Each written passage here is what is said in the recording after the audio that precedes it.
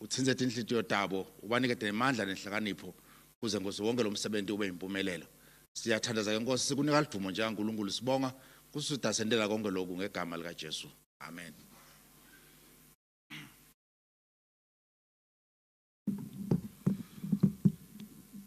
Thank you, PS. Your Excellency,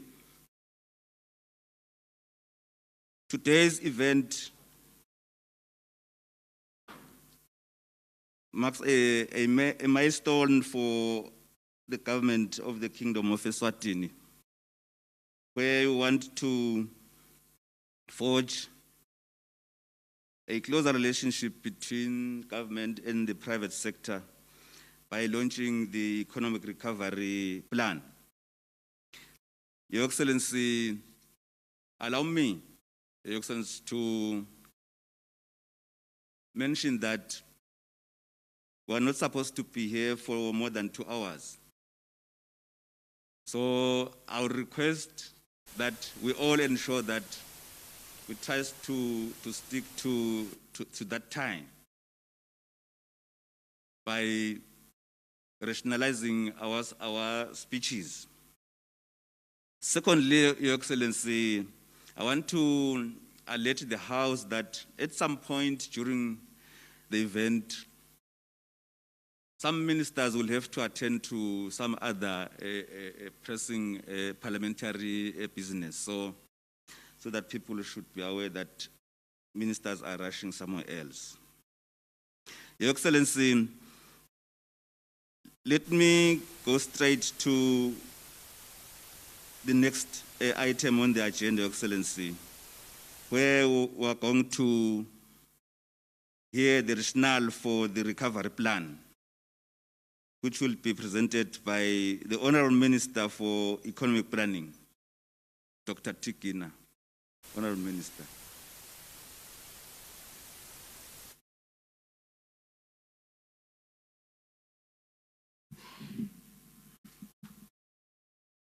The Program Director, the Right Honorable Prime Minister, all protocol observed, ladies and gentlemen. On arrival in November 2018, the government put together a strategic roadmap. That was a strong statement. Sorry, I have some physical medical challenge, which is socially embarrassing.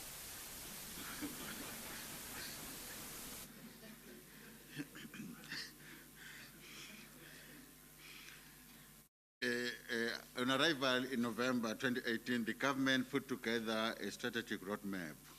That was a strong statement that a new direction was being embarked upon, centered on economic reform. At the end of the first year, economic growth was higher than predicted before the government came into office. And projections were showing more improvements in GDP and other indicators. Just over a year into the government's life, unfortunately, the country, indeed the world, was hit by the pandemic, COVID-19. The COVID-19 pandemic turned out to be not just a health problem, but a serious and multifaceted threat that impacts all spheres of our lives. It is an immediate threat to people's health,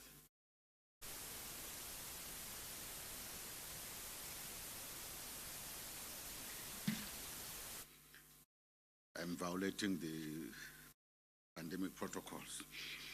It is an immediate threat to people's lives and is a serious threat to the economy on which we depend for our livelihoods. Government's hand was forced. Government's immediate priorities changed. Saving lives and livelihoods became priority number one. Government diverted its attention, its efforts, and resources to strengthening the health sector in order to meet the challenges posed by this pandemic. The initial improvements and promise in economic performance mentioned earlier was in the context of starting from a very low base. Eswatini's economy entered COVID-19 pandemic not in such a good shape. Before COVID-19, the country was already experiencing financing challenges for some time, accompanied by low levels of economic growth and the known fiscal challenges. From the beginning, this government's life, it became obvious that we should look for a new development pathway with potential for job creation and higher levels of economic growth.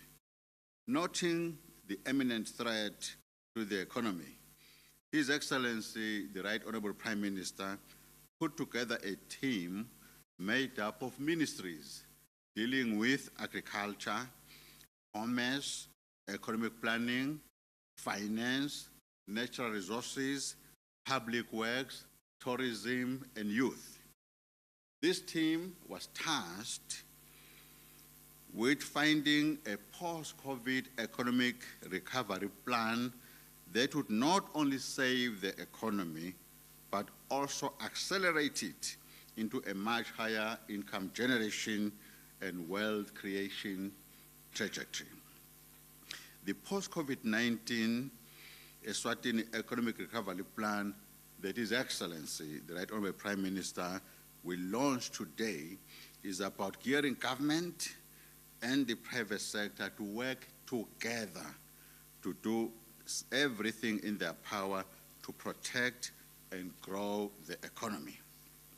Your Excellency, distinguished guests, ladies and gentlemen, the recovery plan is a 30 billion stimulus package, private sector led, that will not only provide hope to Eswatini, but will also accelerate our economy into a much more sustainable path to achieve our development vision.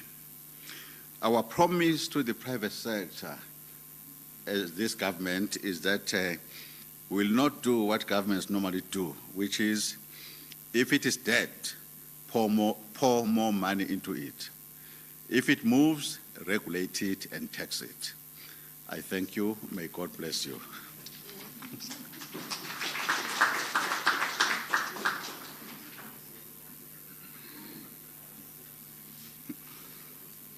I like the last part, Honorable Minister.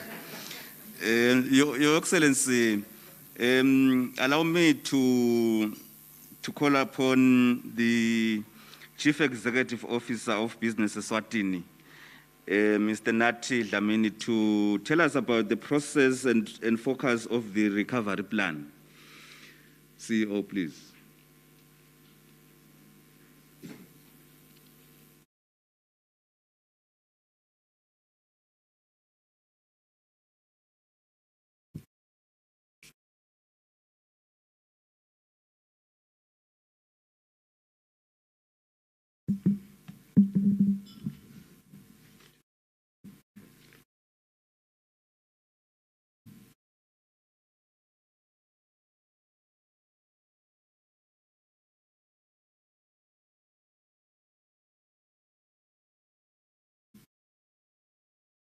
Good morning. I was really trying to impress you by spraying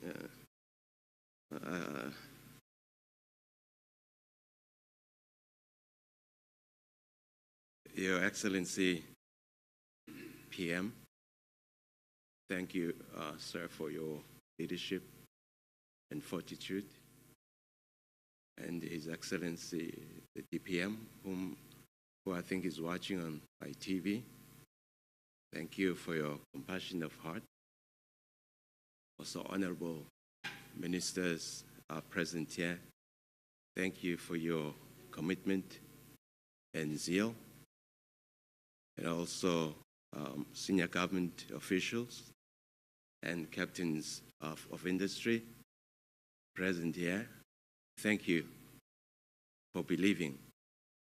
Welcome to this program. I also take this opportunity to welcome those who are watching us by television, thank you for tuning in.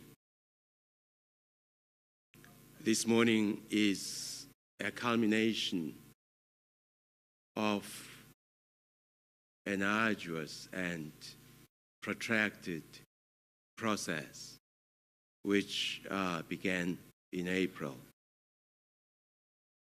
With your permission, Your Excellency, allow me to share just the salient snippets of this journey that has brought us here all together this morning. And when I finish, then I will sit down. When the process began,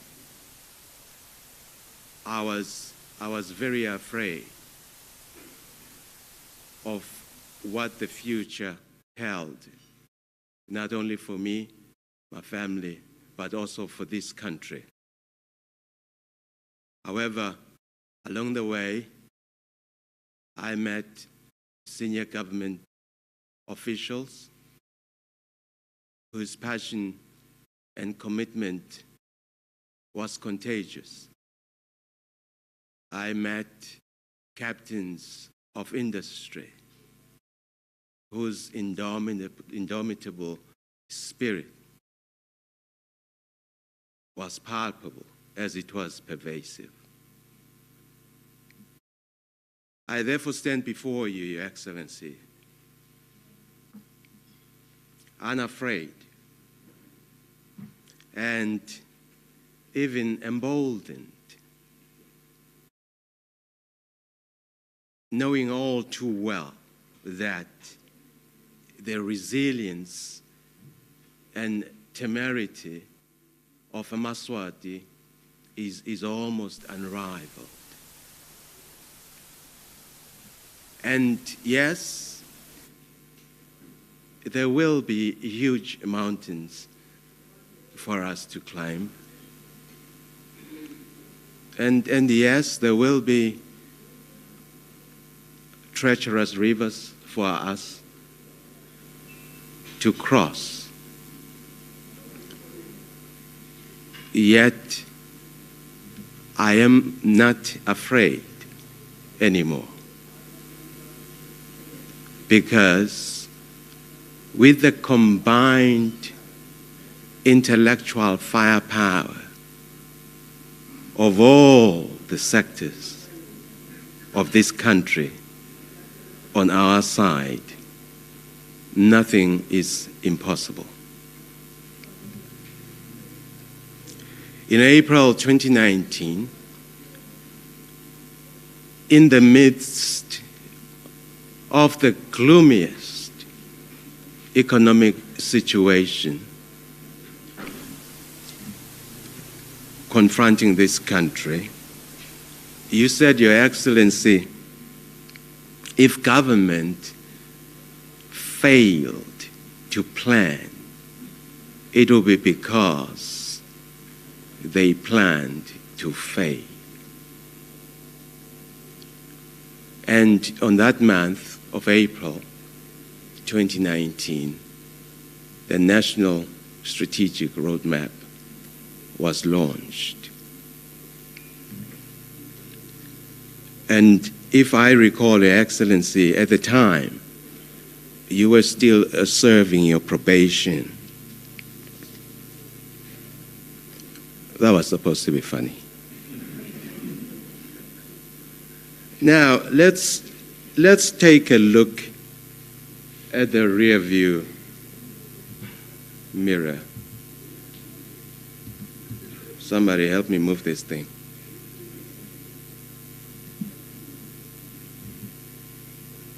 Somebody help me here.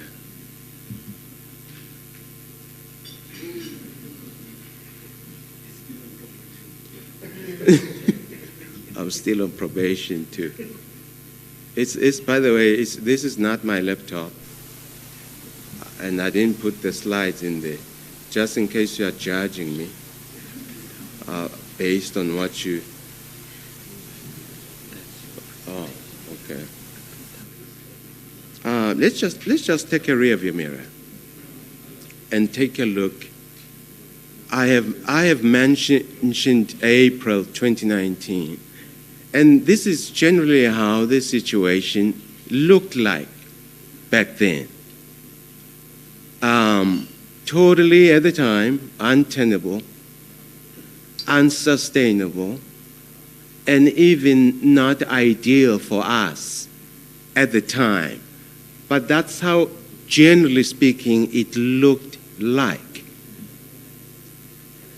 And something of biblical proportions happened. COVID-19. At a time when this country was just trying to wiggle or limp itself out of what was arguably an extremely dire situation, and success was within reach, and COVID happened. Now, and it found us totally unprepared or ill-prepared. Now, probably it's called comfort, because it found every country in the world unprepared or ill-prepared. Because this disease is an equal opportunity destroyer. If it has pushed us 4 years back, and I've heard some numbers of 10 years being bandied about, whatever it is, it has also pushed back each and every country in the world that much back. I know it's now some of you are feeling much better, just in case you're thinking it's only us in this situation.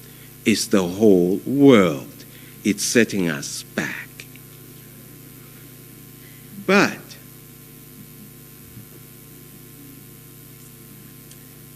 if you remember the previous slide, and I said at the time, 2019, an untenable situation. When you stand now and look at it again, you begin to say, oh, but it wasn't that bad, because it's gotten worse.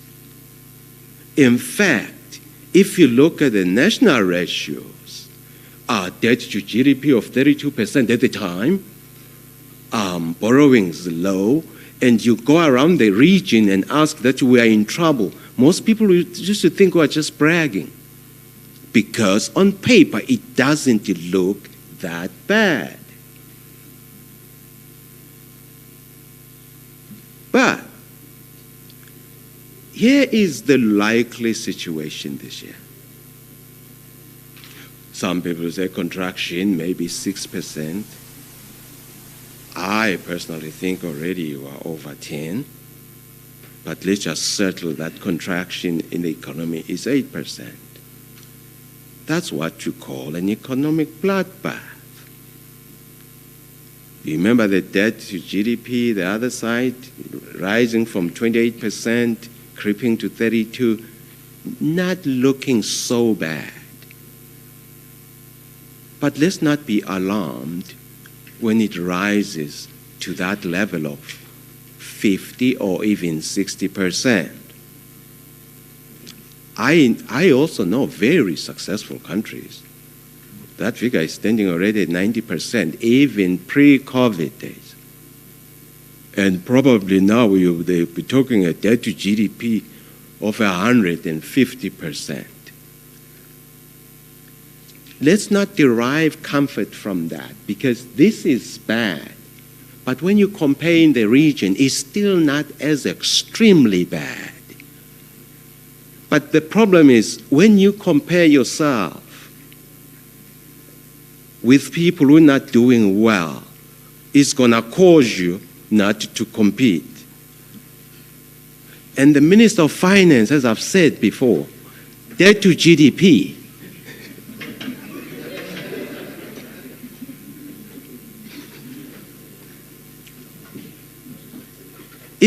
If you compare yourself with bad apples, you always look good. But we have to compare ourselves with the best. And then you realize, not so bad. And the question, I want us to get this very, very closely. When someone loses his job, and that's what's happening right now, And I want us to accept the reality. It's very harsh and call it by the ugly name. And the minute you call a problem by its ugly name, you are able to do something about it. So let's call it by name. Someone loses a job today. Do you know who gets to lose? It's not just only that person in the family. Government does not lose the VAT revenue they get when the person is doing the shopping. They can start losing pay as you earn on them. So on each one of us, as we're working, government is a shareholder in us. If something happens to me, it also happens to government. Because that's minus 15% VAT right there. That's minus pay as you go. Now imagine if it happens to a business, as it's happening right now. You shut down a business right now. It's not only just the people who are working there, whose hopes and aspirations are invested in the business, but it's the revenue they generate that goes to the national treasury in order to keep the country going. And the business shuts down now, especially the one that keeps on importing and exporting. And so if you talk about SACCO, sometimes we talk about SACCO as if it's something out there. SACCO is in Matsapa because it comes from trade. The more businesses trade through those borders at Oshuk, the more our SACCO pool grows. SACCO is not free money. It's money from the private sector. If you talk about SACCO pool, don't look out there. Look down there. And if you see a truck not moving, you should ask the truck driver, do you know we are messing up with my SACCO revenue? If you see trucks parked, lined up in Oshuk, truck driver, my SACCO revenue is being delayed by you waiting here. Which is why Commissioner General SRA knows in our trade facilitation, we don't want any traffic to stop at the border. We want them to in, out, stamp it, record it. That's our SACCO revenue. And the more these trucks keep moving up and down, our SACCO pool then grows. And we depend on that SACCO. But I hope the bottom line is this. Start treating the companies we have in Southern with a lot of love, because they are the ones who bring us SACCO receipts. Can you clap hands to that? I know it's uncomfortable. And we are thinking, and I'm not trying to scare you because it's just real, and you see at the end of the year. And I'm happy that someone is recording me, so that at the end of the year, tell me if I was lying. When you start seeing that, tell me if I was lying. Unemployment is supposed to skyrocket. Yes, as companies close, unemployment will skyrocket. And then, if our SACCO is being compromised, because trucks are not moving up and down, businesses are shutting down, these are the seasons of cola. Cola needs revenue.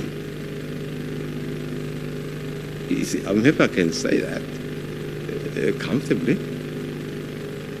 And revenue comes from those sources right there. In the private sector, as we are sitting right now, most people are on half pay. And as they're on half pay, they're paying half the taxes to government, which means it's affecting our national revenue. And from half pay, some of them are going home forever. Forever. There is no COLA discussions in the private sector. It's all about, can I keep my job? Please. Even if you can cut the salary, but can I keep my job in order for me to feed my children? No talk of increases, because these are different times. No one ever planned for this COVID. Did we? No. So all agreements sometimes we made, even the private sector agreements we made during the good days. We say we made these agreements on a certain range of scenarios, that the world would be normal. No, this is abnormal. Let's revisit the contracts and have them align with the situation. That's just me telling you what's happening in the private sector. I'm not planting any seeds in anybody's mind. Now, and as a private sector, we would like to congratulate government on this, because grabbing the bull by the horns is what you have done. And I say congratulations to you. Would you please give the PM and ministers a big hand of applause? And Your Excellency, I think, and Honourable Ministers, you have shown gumption, courage, and temerity by doing this. It's not easy, but it has to be done, because one day COVID will be over and we need to pick the pieces and go forward together. And for the first time in a long history, I've realized that, government needs the private sector. And the private sector has realized, hey, we need government. If you fall, we also fall. If we fall, as I've mentioned about the receipts there, you also go down. And this new collaborative arrangement will build synergistic benefits, the likes of which is unprecedented in this country. They will be coming here and say, what model have you used to come in? But we'll say, because we decided to work together. For sure, this time. Because COVID demands that kind of collaboration, whether we like it or we don't. And with us, we haven't been forced into this relationship. But it's bearing fruit. I can tell you examples right now, things that we have achieved, and I hope Minister of Commerce will tell you. It's just simply holding hands together. Just things happen. Things happen.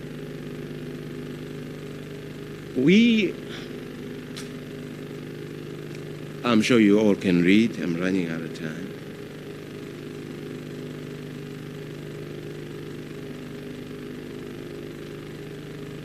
These are all the bad news. If we choose not to do this post-COVID recovery strategy, if we choose to do nothing, but thankfully government has chosen to do something, it's going to get worse. But if government says, not under my watch, we at the private sector will say, hey, not under our watch too.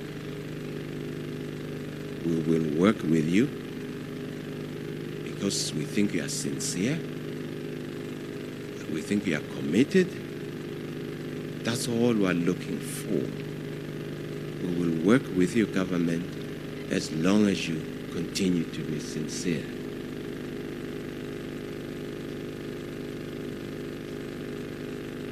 I think I've said enough. In 9.5 minutes, please allow me to leave the podium.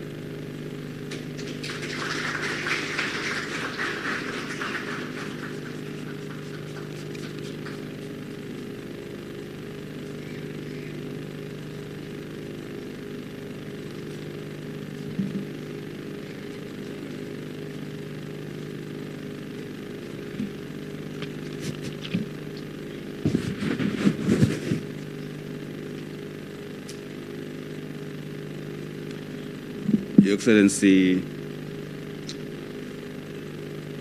I can listen to the CEO for the whole day.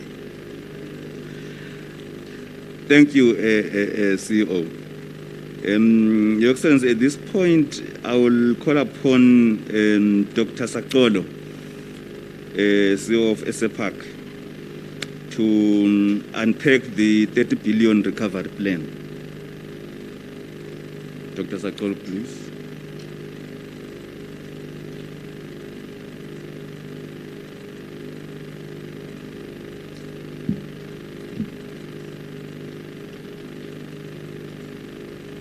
Thank you, Program Director. Morning, Your Excellency. And I would like to observe all protocols. My task is to unpack briefly the components of the plan, focusing on just one other than the introduction, which is the big project. Thank you to CEO for unpicking the other parts of the plan. He has made my life a bit easy because I have to skip some other parts now. But before I get to the most important part, which is unpacking the projects, let me first highlight the fact that the recovery plan is based on three priorities, or key priorities, which is the first part is the part that the previous speakers, including the Honourable Minister, has touched on, which is growing the GDP. That's the first and most important pillar of the strategy. And the second part is what the CEO has hammered upon, which is the job creation. That is the most important part, which is making sure that we all have jobs to go to, we all have means to provide for our families. And the third part is linked to the first two parts, which is now the ability of government to fast-track revenue mobilization, to meet the social obligation, to pay the salaries, to do all these beautiful things that government needs to do in the economy. So there are also three principles that the plan is based on. The first one is the private sector-led approach, whereby we are saying government should be an enabler in the economy, whereas the private sector becomes the foot soldiers that are making things happen in the economic arena. The second part is the focus on big projects, where we are saying we need to focus our energies where we will get a bigger bang for our buck. In that way, we'll be able to create the much-needed jobs that we need. We'll be able to make the kick in the GDP that we need in the economy. The third one is to attract foreign direct investment and high net worth individuals to come into the economy, and that we can only do, we can only attain if our economy is vibrant enough. Because we are using the word attract purposely, because we don't want to appeal to their mercy or their pity, but we want to make them we want to make it worth their while for the foreign direct investment to come into our shores.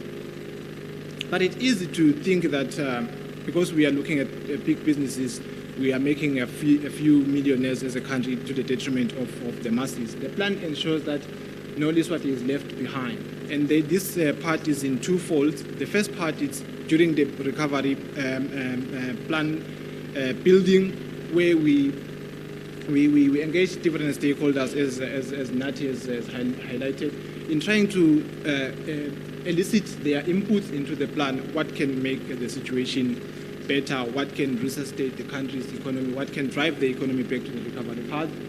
But also, we have to make sure that when the plan is implemented, it does not benefit a few, it benefits the masses of our population. So the second part is saying we are making sure that the opportunities to the youth and women, there are opportunities in general to the different sectors of the population. And you also ensure the participation of youth and SMEs, because our economy, at this stage of development, we have more businesses within the SME sector. In the population in general, the bulk of the population is the youth. So it will be a very huge oversight to make a plan that doesn't take into account beneficiation of the youth. And just to have a bit of a highlight on the opportunities that are available due to the plan for the youth and SMEs. There are opportunities that are identified during the emergency response of COVID. There are opportunities that are identified during the implementation of the project, and there are also opportunities that are identified post the implementation of the project. And just to ensure that we highlight a few things pertaining to the youth and SMEs, there is a 45 million recovery or revolving fund that will benefit the youth to make sure that they are able to take advantage of the business opportunities that will be availed by this plan. There's also an attempt to recalibrate the loan guarantee scheme to make sure that it is not a high-hanging fruit, but it becomes a low-hanging fruit that helps those small businesses. And the export guarantees will make sure that we grow the businesses that will not only sell within our borders, but will also take advantage of the wealth market. And there's also the business incubation that will ensure that our businesses get that hand-holding that they much need. So this plan is relevant to the youth in these three ways. The big project will provide the job opportunities that we need. It will also provide business opportunities, because some of our entrepreneurs, they are involved in the supply chain, whether it's building material, whether it's offering skills. They can provide those skills to these businesses or to these projects. The incubation services will provide an avenue for these small businesses or youth to sharpen or hone their skills. The financing options that are available, that are being presented or that are being promoted by this plan, they will ensure that they then bridge the gap between the idea and its materializing on the ground, that these businesses will be able to be funded through this plan. And then now going to unpacking briefly the big projects. They are in a different document.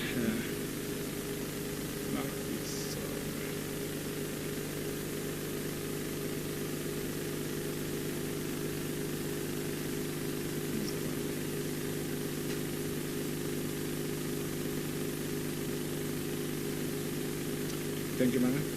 So these are the BRIC projects. They are identified by sector, which the Honourable Minister has identified before that. There were work streams in the beginning, including tourism and the rest. So in tourism, we have 4 big projects.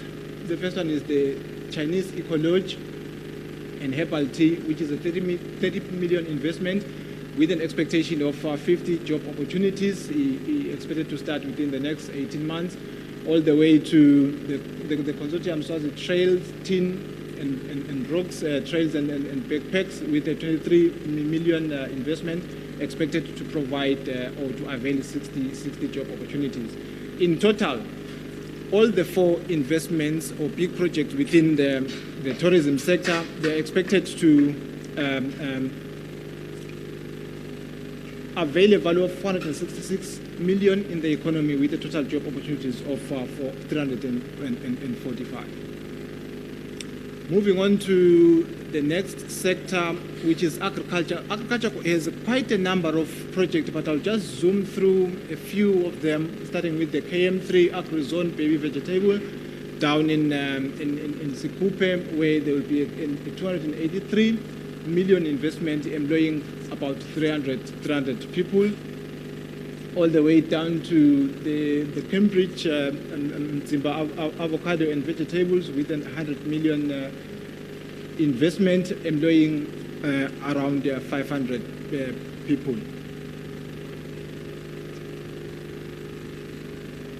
In total, agricultural projects amount to 5.36 billion, with an estimated job opportunities of 6,040 people to be employed within the agricultural sector. The next set of projects is the infrastructure projects. Here we have RINAC, where they are working towards a scheduled and a charter airline, and also expanding the routes to Durban, Cape Town, and other parts of the region. This is a 63 million investment, and is expected to create 31 job opportunities. And another bigger one is the Manzini Water Supply Project with a 750 million. We also have a Eswatini Water and Sanitation Project with 825 million. We also have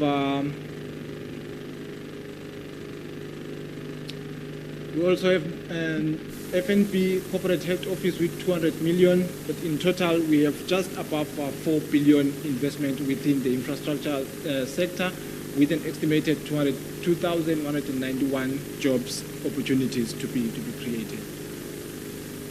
The next set of projects is wholesale.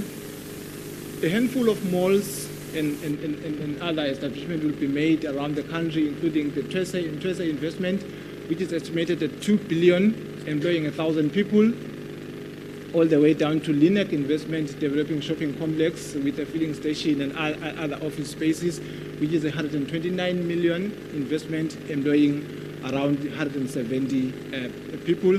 In total, just above 2 billion will be spent within the wholesale and retail sector, employing or providing job opportunities to about 1,870 people. The next bit of project, it's manufacturing projects. Manufacturing is quite key because this one will mean that as a country, we do not only produce raw material and ship it out or import consumables and everything that is processed from outside our borders, but now we are making an attempt as a country to produce most of the things or to add value within our economy. So here we have Triumph Holding, which is 103 million investment, employing 60 people. We also have Ava Farm, manufacturing and packaging of pharmaceuticals with 100 million investment, employing 120 people. We have the Kellogg's with 203 million investment, employing 270 people. We also have the manufacturing expansion operation of 170 million. The next bigger one is Eswatini Sugar Association Industrial Park with 500 million investment, employing about 700 people. The Rescorp, a 3 billion investment, employing about 1,200 people within the next 18 months. In total, within the manufacturing sector, we have 6.5 billion investment with job opportunities of 4,610 people to be employed. Energy is quite key because now we have highlighted some of the things that needs to be done within the manufacturing sector, within the wholesale and retail. All those establishments and buildings and processes will need energy. So energy will be quite key in our economy. So there's also in this plan projects that will make sure that we have that reliable and stable energy that we most need. There is a 40-watt solar plant. We is an independent power producer with an 800 million investment to provide job opportunities to 60 people. We have a 25 kilowatt solar farm, a 1.5 billion investment to provide job opportunities to 100 people. And in total, within the energy sector, we have 3.7 billion investment with an associated 750 job opportunities. Textile is another key sector within our economy. So we have 6 projects in total, starting with the Punya manufacturing with 13 million investment, providing jobs to 25 people. We also have the Johnson manufacturing with 150 million investment, providing job opportunities to 3,000 people. In total, within the manufacturing sector, we have just above 1 billion investment with a total of 10,900 job opportunities for our people. We also have government projects.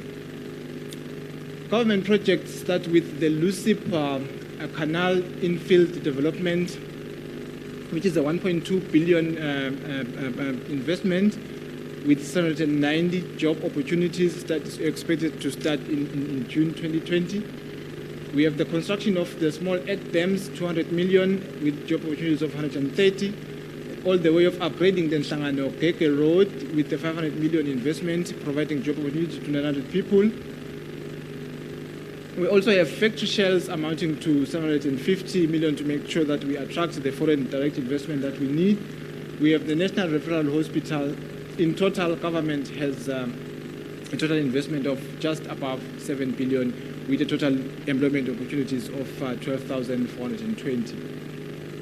So in summary, we have the 7 sectors in the 8 being government. In total, we have 97 projects, including the 13 from government, 84 from the private sector. Like what the CEO Nati was saying, that this is a private sector led, so we've seen more activity coming from the private sector and lesser activities coming from government. The same with the investment. The private sector is investing just above 23 billion when government is putting in just above 7 billion into the 30 billion investment that is targeted by this plan. The job opportunities that we expect to be churned out from this plan is 40,126. The part that I want to drive your attention to is the last column where we have established the likely beneficiation, or we have estimated the minimum amount that is going to go towards SMEs and youth projects. Just picking the first one, tourism.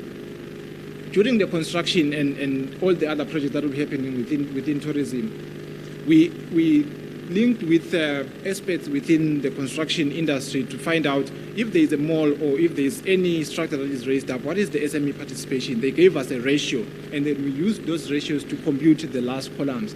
So out of the 466 million, that will be the value of tourism projects, we expect 46.6 million to go straight to SMEs. The same with all the other projects down to the energy projects. The 3.7 billion energy projects, 179.8 million will go straight to SMEs using those different ratios that we got from the experts.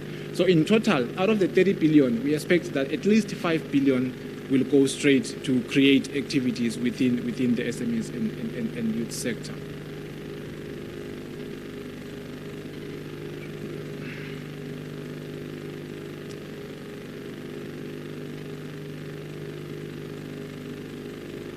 So that's it about the big project. The next thing about this plan is that once it's finalized, then there will be the need to make sure that the plan materializes. As a country, we have a good history, though not something to be proud of having good plans, but when we implement, the moment we implement, the wheels starts coming off. So this plan comes with a delivery unit. A unit will be set whereby people will be responsible for making sure that this plan is implemented.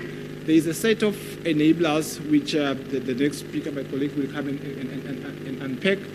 There will be a team of people who will be making sure that this, whatever that frustrates business, whatever that needs to be made to enhance those businesses, it's done. So just to unpack it, there will be 4 work groups. The one work group to the far right of the screen will be looking at the enablers. There will be an entire work group looking at the interest of youth and SMEs in the economy, and there will be another work group looking at the private sector projects, and there will be also another work group looking at the government project. They will be led by the middle row, which is the chairpersons of these work groups. They will be reporting to the chairperson, which is the Minister of Commerce, Industry and Trade. SEPAC will just be playing a role in tying everything together from these different chairpersons. So in terms of the reporting structure, the need reporting structure, the delivery unit will report to the investment committee, which will then in turn report to His Excellency and his cabinet. With that, thank you, Program Director.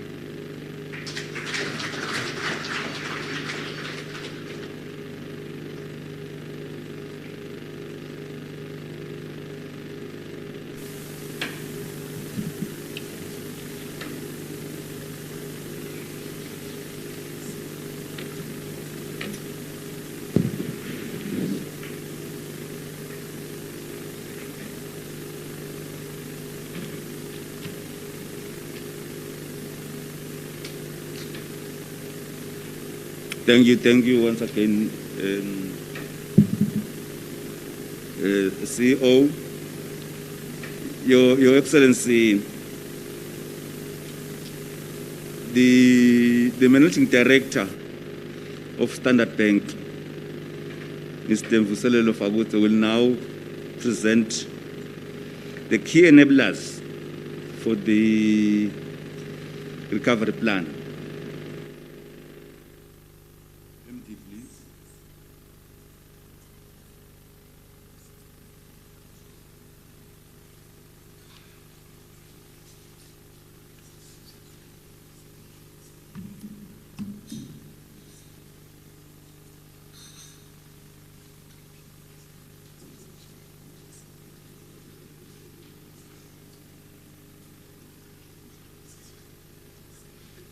Your Excellency, the Right Honourable Prime Minister, members of Cabinet present here today,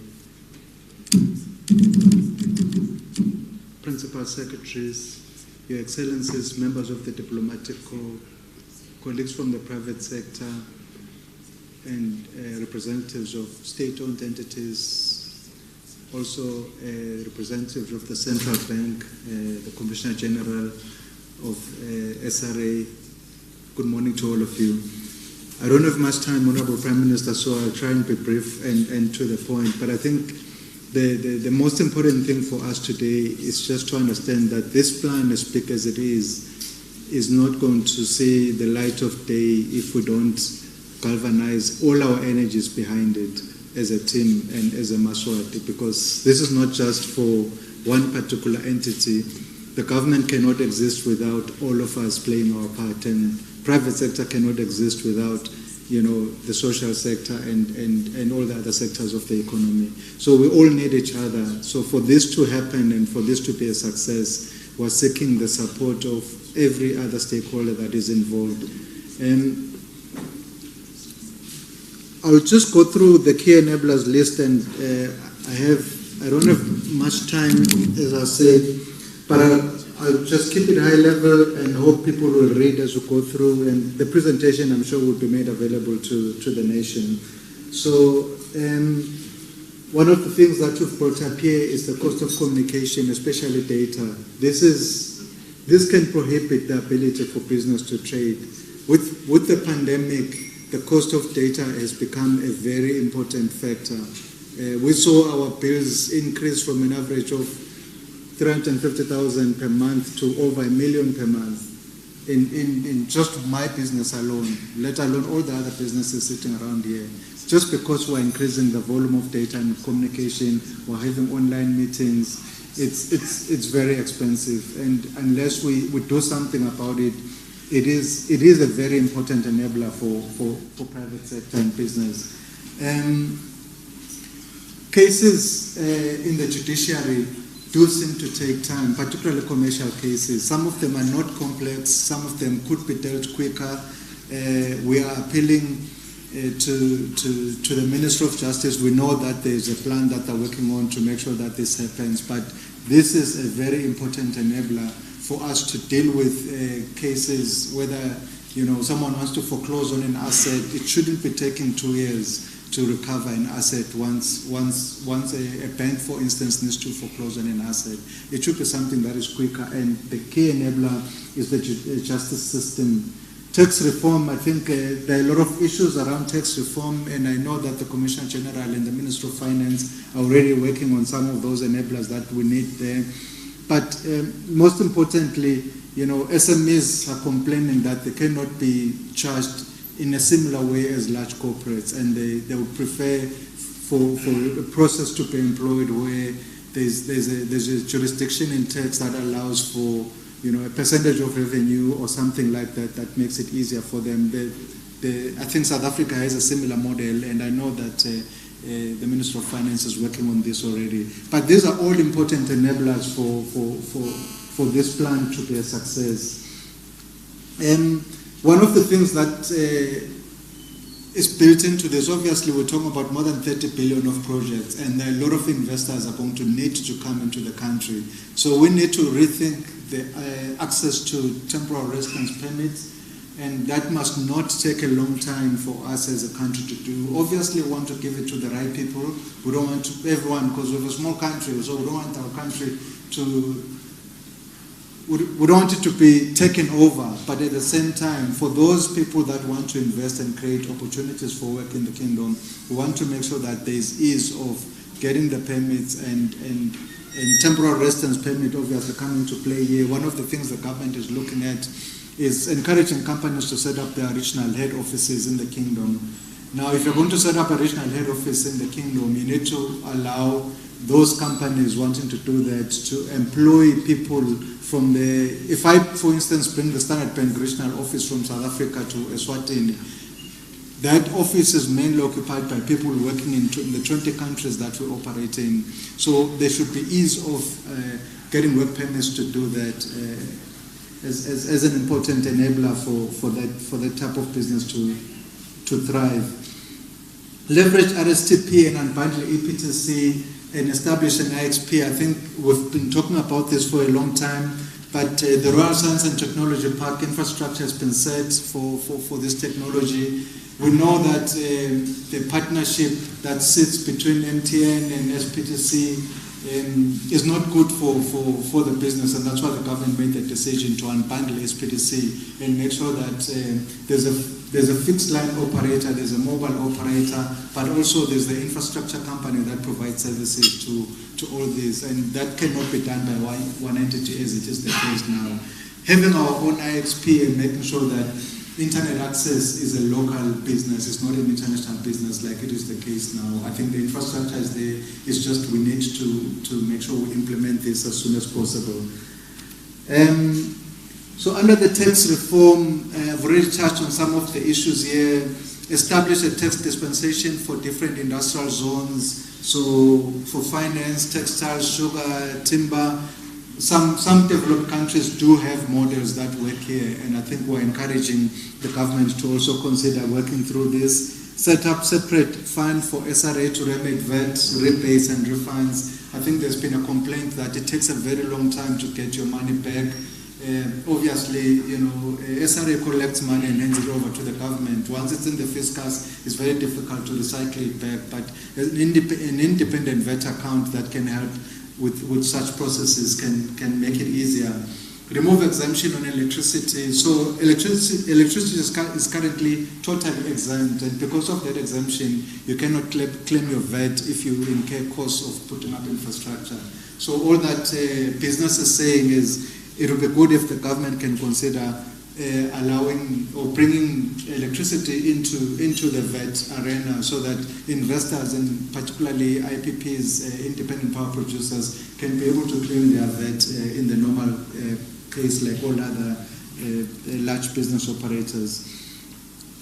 Integrate Eswatini VAT system with Mozambique. I think we already have a very smooth integration between the country and South Africa with regards to VAT. But I think we've lost a lot of trade with Mozambique. Whilst people used to come and do their shopping here, now they go to Nelspruit because as soon as they go back to Mozambique, they get all their VAT refund at the border. We are saying that, as a country, we can also do the same. A lot of people in Mozambique love to come to Eswatini, but if they cannot claim their tax back, they then have to pay tax twice, because when they go into Mozambique, they're also charged VAT for all the goods that they bring in from the kingdom. So I think these are the key enablers that we believe will make it easy to implement the strategy. I think obviously 30 billion investment requires energy, and I think we cannot overemphasize the importance of making sure that the country can not only get energy, we're totally dependent on Eskom now. I think we only generate about 15% of our needs as a country. And I think we're saying that we need to open up investments in energy in a way that can not only supply the country's needs, but can also attract other investors to come and invest in the kingdom.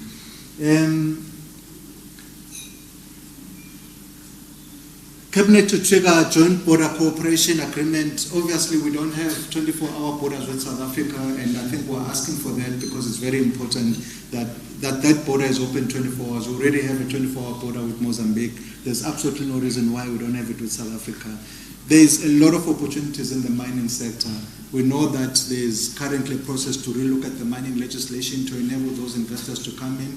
But if we're going to really recover, and I think listed in the projects are also certain mining projects that are going to have to take place, and they cannot if there are still restrictions in the mining sector. So we're saying that mining can really play a very big role in the economy. We've seen obviously the operation of the gold mine that's already there, and I think they're increasing capacity now to make sure they can get more gold out of the Pittsburgh Mountains or the Wall Mountains. Stop over-regulating the economy. I think we're a very small economy. In fact, in some standards, we're equivalent to one large corporate in terms of the size of the country and the size of number of people that are living in this country. So we feel that as private sector, there is a lot of regulation. We create a lot of bottlenecks for us to just do business in the normal way. Obviously, let us regulate industries that need regulation. If you want to go into the cannabis business, yes, there's regulation required there because you want to make sure that it's used for medicinal purposes as well. So you enforce regulation there, but to try and regulate everything that happens in a smaller country, it can also create more bottlenecks than it is necessary. The launch of the state business relations, I think the Prime Minister has already announced this before, and I think we're seeking for the government to make this happen now, because I think the business Eswatini environment is being set up to accommodate what the government wishes to achieve with the private sector. Monitor the implementation of the recovery plan. I think these big projects require a lot of focus and a lot of energy from all of us. And I think all we're saying here is that we all need to play a part. And if there's a bottleneck somewhere, we need to be very agile in arriving at quick decisions and making sure that there are no bottlenecks along the way, so that we can create the necessary jobs post-COVID and make sure there are no hiccups in the implementation of the plan. A call to save the economy from further collapse. I think previous speakers have already addressed that. Spending in the current budget deficit, I think there's always, economists always start here when they talk about fiscal adjustment. If you're spending more than you are earning, you're going to have to review that. So these are some of the proposals that have been put in place. So we know that this is not a question of to removing a number, because behind this there are people, behind this there are jobs. So it's as difficult as it is, but economists always put it like that. You need to reduce your salaries by so much so that you spend at least 30% of your revenue on salaries instead of 40 or 50% as the case may be. So the push factor of the fiscal adjustment is the unsustainability levels of triggering the ability to repay awarded loans. So the risk of not doing some of these things is that the debt that we're currently taking on as a country may not be able to service it. So it's important that we move at speed to review. I know that in Parliament currently there is a budget discussion, or I heard in the radio. So I want to believe that that is also dealing with these issues of dealing with the budget. The financing gap. There's funding that's been made available, and I think in the discussions in preparing this plan, we spent a lot of time talking about sources of finance. And what we're saying is that if these projects are private sector led, private sector will have access to finance. And people wonder why it is difficult to get finance. If you don't have a bankable feasibility study on your project, you will not get finance. Whether it's from local banks or from international finance institutions. But if you have a bankable study that is well thought and well done to sell itself even without the person presenting it, there is more money in the world for projects. So the country is not going to run short of money. So is government. I think the Minister of Finance has already presented this before on the access to funding that the government has managed to raise to finance the gap over the next couple of months until the rest of the year. That's it.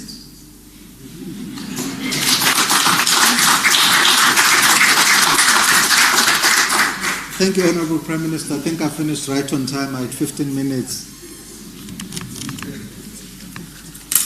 Put this back.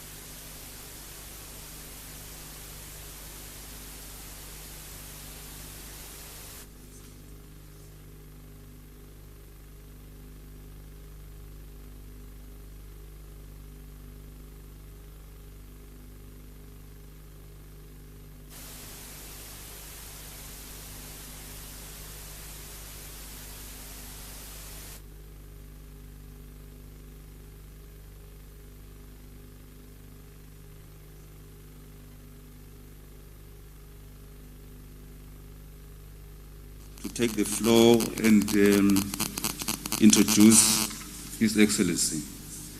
Honorable Minister, please.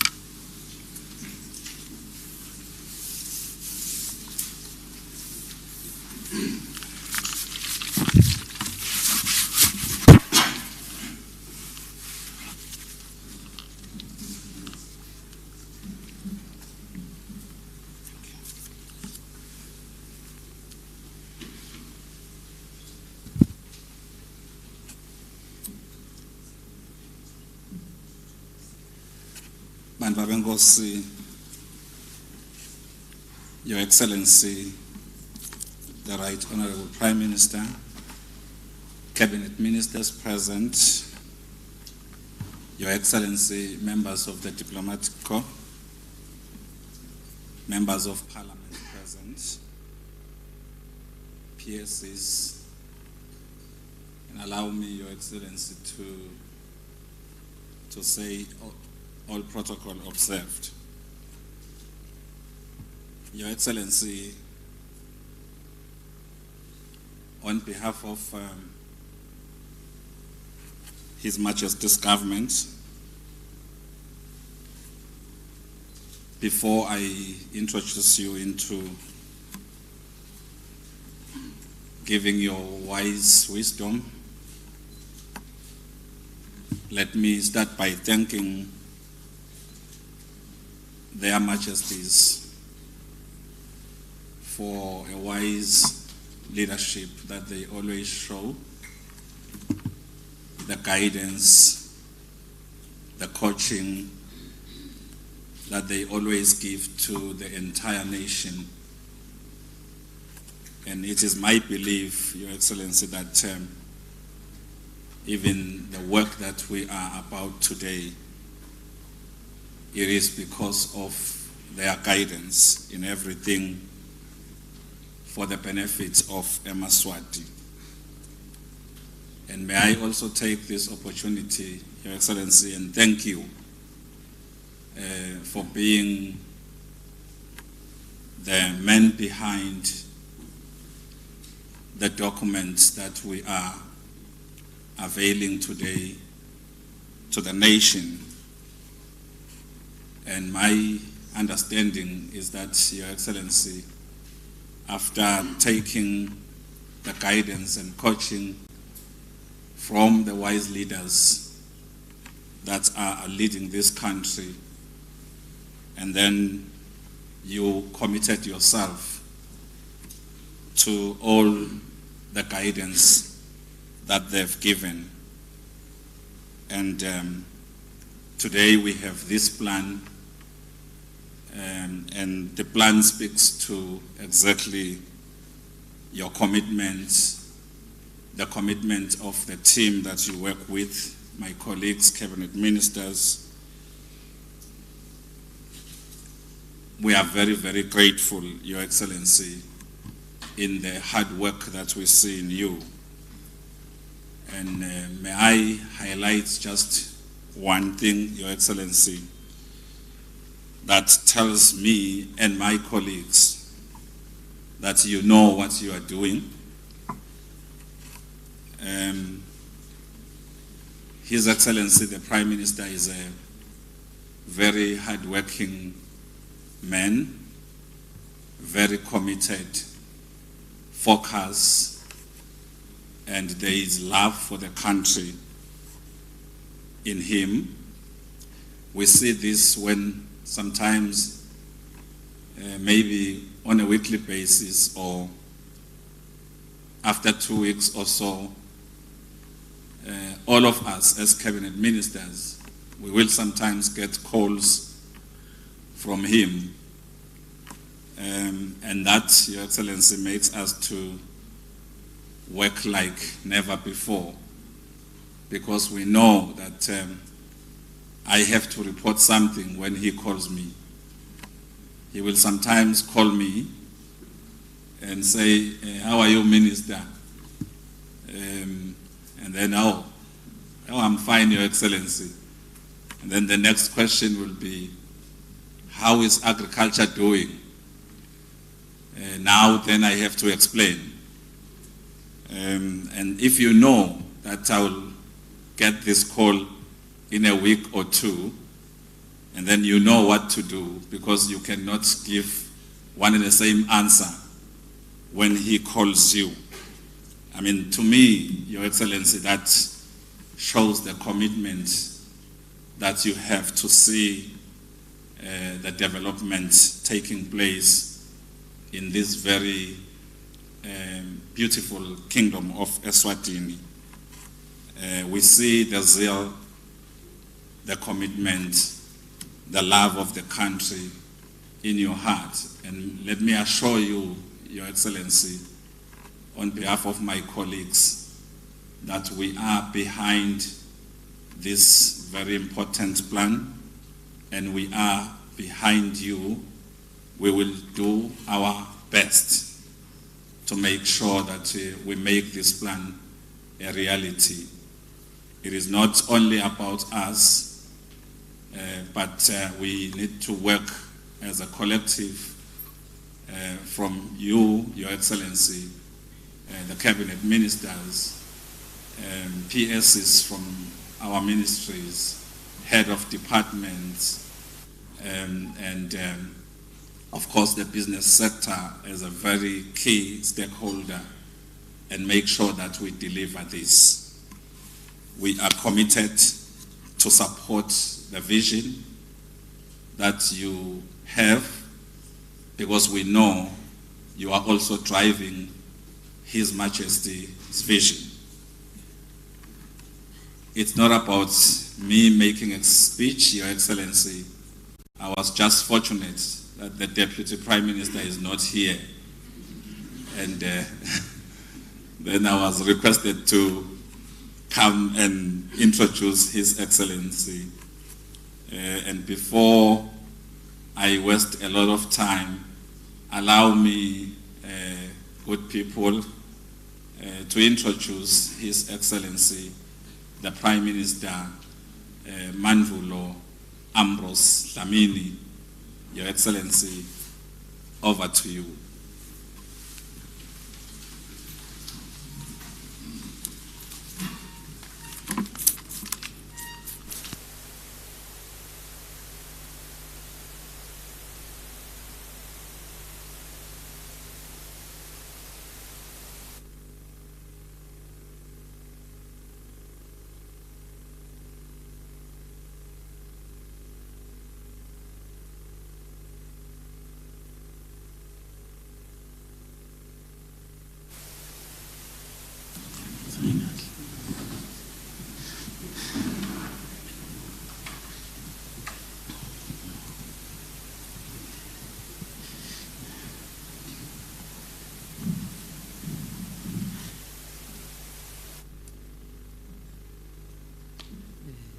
Switch off the project. Can I switch it off? Yeah.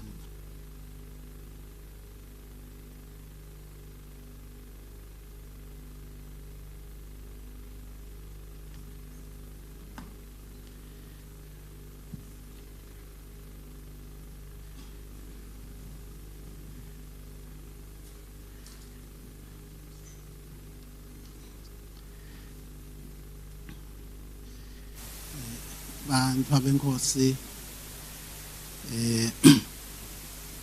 tinduna tembuso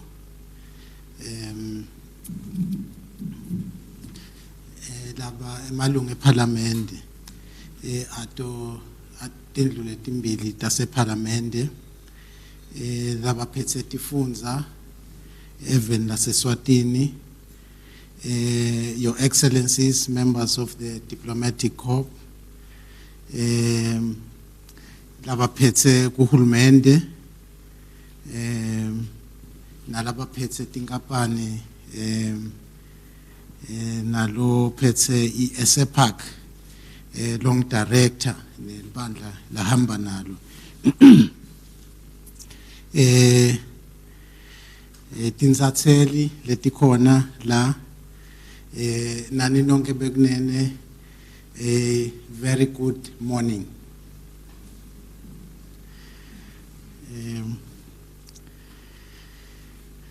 ngitsite ngicela bangibeke lapha ngilokhona abalamkhathini oba lapho bungathi sekoneni kakhulu bekunene ningamangali na ukuthi sesisusa ipodium. Angicale nje ngekuphawula bekunene ngelulwimi lwakithi leSiswati ngingangeni kule nkulumo yanamuhla ngeminyaka wa 1999 imbube emhlaba ethula esiveni luhla loselu lungumgubudla livele liusebenzisako lesubita ngekuthi iNational Development Strategy. Loluhla lolu ke bekunene silo mayisethula esiveni kwase kutalwa lombono wa 2022 kwaba ke liphupho bekunene leli bakhona lesive lesolo ke sililandzela silive bonke ke bohulumende labalandzele bekunene bebalandzela lombono lo vision 2022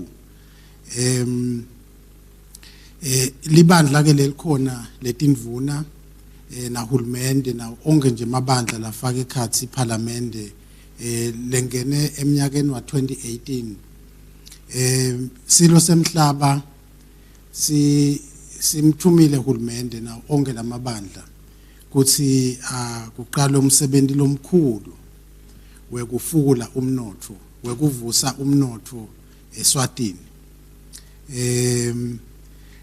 cishe ngathi ngiwo nje umsebenzi lomkhulu bekunene solo sifikile office nga 2018 lesi ufuqako kuyaze kufika isikhathi lala khona nathi sesiphuma sekungena labanye kodwa nje kule season lo 5 years lesithunywa ngawo bekunene sithunywa kutofukula umnotho economic recovery sithatha igcizelele lokhu bekunene ngoba imbube emhlaba uma ivula iparlamente nakusuka lomnyaka iphinze yakugcizelela lokhu emhlabeni yasho ukuthi hulumende akasebende avuse umnotho kuvusa umnotho ke kusho ukuthi kumele ukuthi kwakheke emathuba emisebenzi bantu baqashwe bangahlali emakhaya beswele imisebenzi nekokuthi kutothuthuka tempilo netemfundo bekunene nekokuthi nje bantu bakhona ukuthola lokho lokumqokwa laba kudzingako empilweni yabo naletinye nje tidzingo letikhona so konke ke lokhu bekunene kukuso le strategy le National Development Strategy bese kuba ne National Development Plan sithiteke uma sifike office njengoba Minister Economic Planning asavetile kini bekunene ukuthi sethula nathi ngekubusi emva kube le plan libusiswe ingwenyama inkosi Mswati wesithathu eminyakeni lophelile ngaMay sethula strategic roadmap lesolo sisasebenza ngaso nanyalo bekunene kodwa ke njengoba sathi sonke ukuthi kube sekuvela umkhuhlane wa COVID-19 lo sekubese sophoqelela ukuthi sisale siphinze singuhulumende siyohlala phansi kubuka ukuthi siseta uqhubeka yini nale strategic roadmap sinjengoba singiso noma sekufuna sente lokuthide lo sekwehlukahlukile solo sihamba ngayo so le strategic roadmap lokutawenda ukuthi sisheshe siphume kulomkhuhlane lesibhekene nawo sithi ke bekunene namuhla kuyinfokoto lenkulu kuthi sila eRoyal Villas nani nonke nikhona kuthi sitowethula lo msebenzi lona loluhla lokuvusa umnotho lebe selusebenta sibambisene nabo somabhizinisi kungako nje nibona namhla lendlela lesethula ngawo noma ke lesipresenta ngayo bekunene kokuthi akusuye uhulumende yedwa lokhu kukhombisa kona ukuthi kulesikhathi lesi kubonakele ukuthi ngeke uhulumende awufukule awuvuse umnotho ayedwa ne-private sector ngeke ivuse umnotho iyodwa nelive lakangwane ngeke livuse umnotho lilodwa kufuneka ukuthi kubambisane uhulumende ne-private sector siphinde sibambisane nebangaphandle i-international community kuze ukuthi le live leli umnotho ubuyele ube sesimeni lesifanele kumqoka ke bekunene lokho ngithi angikugcizelele ngoba sinemthwalo lomkhulu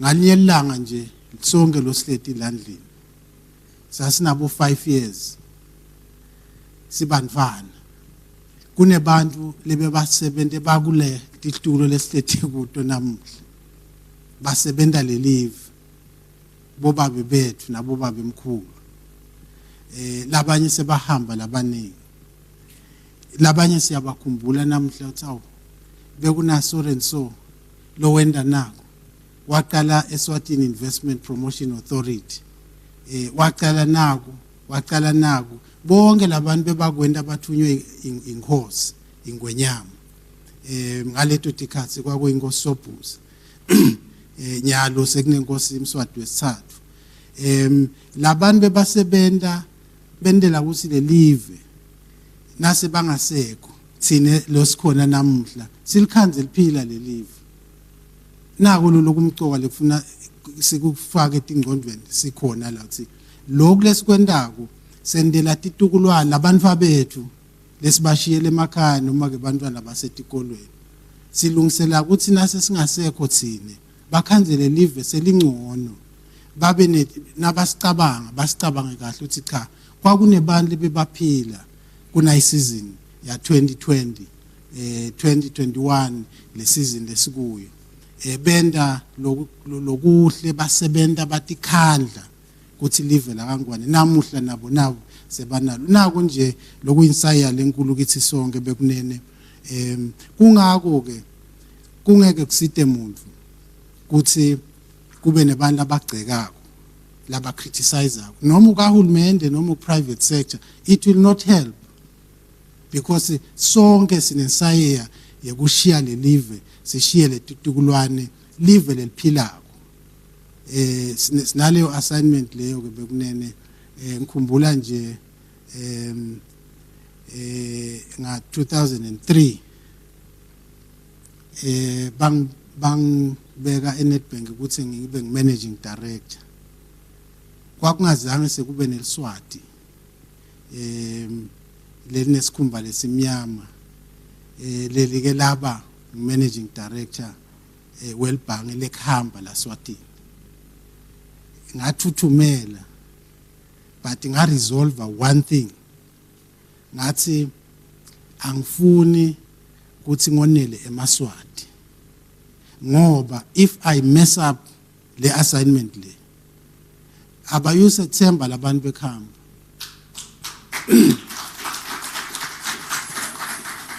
bayakuthi buka ke sawanike eMaswati ngoba it was a big risk ngiyakhumbula ukuthi nase bangitshela abaphathi bami bathi kwaba ne debate lenkulu eJohannesburg eheadquarters uthi are you sure ukuthi lento lenendako ingini ngoba bekungazange sekwenteke namuhla I'm extremely proud kunebanakethu nabodzadzewethu namuhla emabhange ekhamba laSwatini aphethwe eMaswati because I did not mess up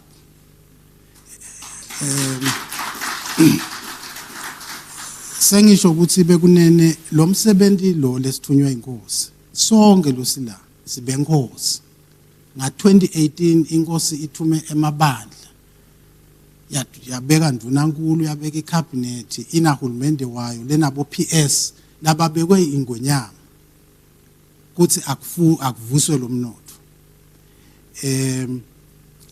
ngicela ke kini nonke bekunene silandlini nalabanye abasemakhaya nalabanye labangekho la Swatini kuthi asiubambe lo msebenzi ngekutimisela noma simo silikhuni sibhekene nabo COVID-19 live kumele siqhubeke ngeke sihlale sigoqe tandla kumele live leli live lemaswati leliholwa imbube inkosi Mswati liqhubeke sithi nathi nasihleti noma sowugugile sowuliqheko usho uthi cha nami ngalijika litshe esivivaneni nalive solo liyaphila ngoba nganging-PS etiko lelitsite nangihulumende solo uyaqhubeka uyasebenza nganging-CEO wenkampani lenkuthi naku namhla lenkampani solo ikhona ngithi ke angikubeke lokhu kube insaye yabe kunene kithi sonke ngoba mkhulu lo msebenzi lesibhekene nawo sibe ne challenge ukuthi uhulumende ube sesimende lesilikhulu lokho sesidibana nalomkhuhlane lesikuwo so sithi ke bekunene singangeni kule nkulumo asendlulise nje lawo magama lawo ngesiswati bekunene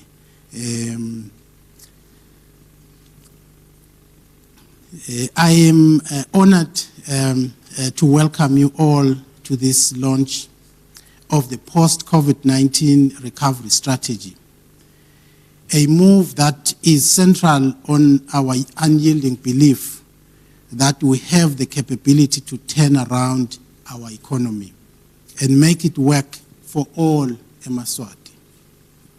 His Majesty King Mswati III has commanded Cabinet to revive the economy and improve the lives of all Emaswati in order to realize the goals of Vision 2022.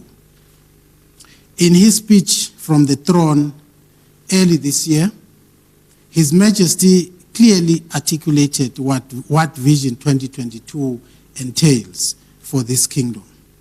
I quote, "For us, this will mean that we have been able to overcome unemployment, ensure that there is provision of quality health and education services for all, equal and adequate access to social services amenities, and also making sure that the disabled are afforded a life without challenges," unquote. Today, we are gathered here to chart a path of sustainable economic growth in the midst of a storm which no one ever predicted.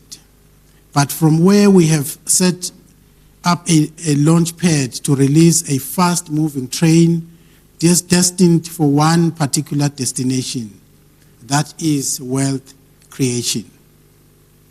The advent of the COVID-19 pandemic calls for innovative responses and solutions to save lives and livelihoods. It requires deliberate and swift action to address all COVID-19 related concerns in a holistic manner without leaving anyone or any sector of the economy behind. This economic recovery plan we are launching today is a response to the looming economic contraction and negative impact of the COVID-19 pandemic on the different sectors of the economy. This plan aims to protect the economy from a downward spiral and set it in motion for sustained growth. For in every adversity lies an opportunity. His Majesty's government recognizes that Emaswati in all spheres of our economy and social structures are deeply affected by the pandemic. COVID-19 has caused major disruptions in people's lives, particularly severing opportunities to generate income and put food on the table, among many other basic necessities. For those that are still able to go to work, COVID-19 has a lot of uncertainty and job insecurity as it affects many traditional sectors of the economy. We are cognizant of the fact that many Emaswati have lost their jobs. Some businesses have shut down, and that our social security and protection structures are not adequate to cushion everyone that needs our help. As we adapt to the new normal, Eswatini has no option but to rise above these current challenges and restore the dignity and security of Emaswati whilst ensuring that our health system is capacitated enough to tackle this virus with success. As articulated throughout this ceremony, this post-COVID-19 economic recovery plan aims to revive the economy through high-impact private sector-led projects that can catapult the economy into a trajectory of high growth and wealth creation and yield economic and social returns in the shortest possible time. We have been warned that COVID-19 might linger on a little longer than we initially anticipated. This plan, therefore, is structured to be a stimulus package that will push our economy into a much higher level of productivity despite the storm. This recovery plan does not replace the National Development Plan, the National Development Strategy, nor does it replace the government strategic roadmap launched last year. Instead, it serves as a catalyst or practical action to all of them. It also provides the fiscal space for government to invest in critical public service delivery as outlined in the National Development Plan. This is a comprehensive plan that has its foundation on meeting the three major objectives of the strategic roadmap, which are to grow the country's GDP, create jobs, and fast-track government revenue mobilization for improved public service delivery. Similar to the strategic roadmap, it also focuses on key sectors prioritized for growth, namely agriculture, tourism, mining, energy and water, infrastructure, ICT, and education. It also embraces our intention to become an export-based economy, also articulated in the strategic roadmap. Some might reasonably ask, why focus on big projects and the private sector-led economy? A core principle of the recovery plan is to mitigate the impact of COVID-19 on the economy in the short term in order to make up for the anticipated losses in GDP. To do that, government intends to reposition herself as a facilitator and enabler of business development and growth. The private sector is afforded the opportunity to drive the economy, whilst our micro, small, medium enterprises will be empowered to become the engine of economic growth. Big projects can provide the much needed stimulus from which all economic activity can be nurtured and developed to grow the country's GDP, create high impact jobs, and fast-track the implementation of the country's development agenda. To achieve this, His Majesty's government will leverage the ICT sector as an enabler for social and economic growth. The pandemic has shown that this sector is the cornerstone of future of growth in education and service delivery, amongst others. Perhaps I can just give two quick examples of that. The first one is that when COVID-19 came, it gave us an opportunity as government to look at using technology to deliver or to distribute elderly grants. We all know that when elderly grants were being distributed in the past, the elderly people would be collected from their respective home, taken to Inkundla, to the Inkundla centers or various places where they would congregate and then be be given their money. But because of COVID-19, we couldn't take that risk of taking our elderly, the most vulnerable, to congregate in one place. So what did we do?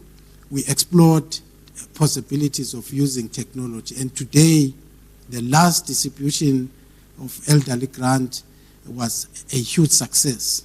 The DPM tells us that 99%, maybe 99.1% or so, was successfully distributed. And that's because of COVID-19. Cabinet is also now using virtual meetings. Government departments and ministries are also using virtual meetings because business must still continue. But you can't always bring people together because you increase the risk of people getting infected. So there are benefits that we are seeing coming out of COVID-19, and we are looking at technology to enhance and create the new normal in our country. The pandemic has shown that this sector is definitely the cornerstone. It is for this reason that government has taken the decision to fast-track the unbundling of EPTC to liberalize the industry, increase connectivity in schools, and support widespread and investment in ICT infrastructure. We will also leverage on the abilities of the Royal Science and Technology Park, establish an e-procurement system, invest in an internet exchange point. Right now, when you are sending an email, if you are in Babane sending an email to someone in Simunye, it first goes to Johannesburg before it gets to the person in Simunye. That's how ridiculous it is at the moment. We want to change that so that this internet exchange point is located in country, and initiate a national payment gateway to reduce the cost of doing business in Eswatini. Youth unemployment and slow micro, small, medium enterprise growth is a major challenge to Eswatini's growth. Through this recovery plan, government, working with the private sector, commits to work hand in hand to ensure that all the earmarked projects create opportunities for the youth and ensure the deliberate participation of local micro, small, medium enterprises in the different sectors of our economy. Some of the key programs that will ensure the success of our micro, small, medium enterprises and create opportunities for our youth have already been presented by the speakers before me. However, just to name a few, government will improve micro, small, medium enterprise access to credit and pursue key reforms in our procurement processes to guarantee youth participation.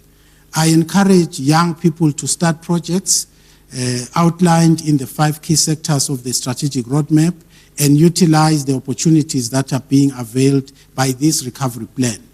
We further appeal to the local banking and financial sector to open up and fund these projects and be bullish in their support for entrepreneurial activity and national economic growth.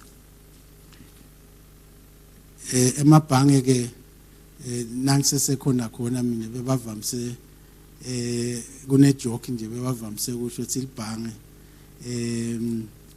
and I used to take offense at that time. They used to say, you know, a bank will borrow you an umbrella when it's sunshine, and then when it starts raining, they take it away. I hope that's not the case. We have seen our banks do a fantastic job during this COVID-19, helping businesses, helping Emaswati, and this shows commitment, but we are challenging them even more to do much more to make sure that the economy continues to grow. Through this plan, government commits to implement key social and economic reforms that will restructure and grow our economy from within, but also make it attractive for foreign direct investment. Working together with the private sector, government will focus on improving the ease of doing business to create a much more sustainable path to social and economic development in the kingdom. More importantly, the plan will be managed by a delivery unit whose composition consists of government, the private sector, and micro, small businesses. May I take this time to recognize the Cabinet task team that drove the process of developing this recovery plan. The chairperson of that committee was Minister Economic Planning, Dr. Gina, working with a number of Cabinet ministers. And these ministers will also form the investment committee in Cabinet, where the delivery unit will be reporting before the report gets to Cabinet and my office. I would also like to acknowledge the private sector for responding positively to our call to bring forward big projects that could be implemented to jolt the economy back into a path of success. My gratitude goes to the various government and non-government institutions and development partners that have supported us to get to this level where we are presenting to the nation a plan that they can be proud of to support. I am further thankful to our Secretariat, the Economic Policy Analysis and Research Center, ESEPAC, which coordinated the entire process of developing the economic recovery plan. We are saying this recovery plan is work in progress, meaning it will evolve. It's not static. For instance, if Minister Agriculture identifies in the next 4 months key projects, we will include these projects in the plan. So it's going to be a living document, work in progress, because we are developing, we are on a development path. The launch of the Economic Recovery Plan today only marks the beginning of an inspiring journey of a much more involved process of implementing Vision 2022. We will rely on the unwavering support of all Eswatini and our international partners and friends to make this plan a success. We are charged with the responsibility of uplifting the standard of living for all Eswatini, especially the most vulnerable of our society. We remain inspired by the passion and drive of their majesties, who continue to lead the way in seeking more opportunities for Eswatini to develop, use their talents, and thrive. Government is committed to creating an enabling environment for growth by reducing barriers and supporting the productivity of our private sector. It is His Majesty's wish, which we all share, to see every Eswatini engage in productive economic activities. Together, we can make this 30 billion economic recovery plan a reality and create the space for Eswatini to realize their potential. It now gives me pleasure on behalf of His Majesty's government to declare the post-COVID-19 economic recovery plan and the delivery unit officially launched. Thank you.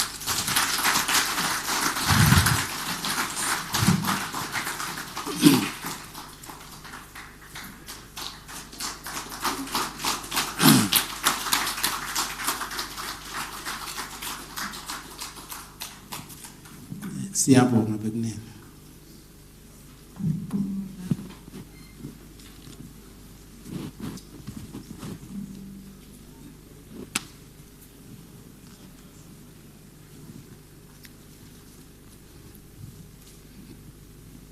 Thank you.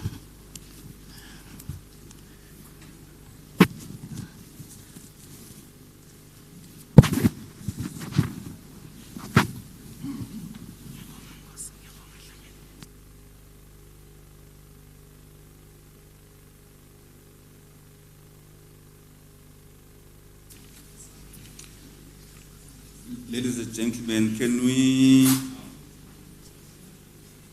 have another round of applause for His Excellency?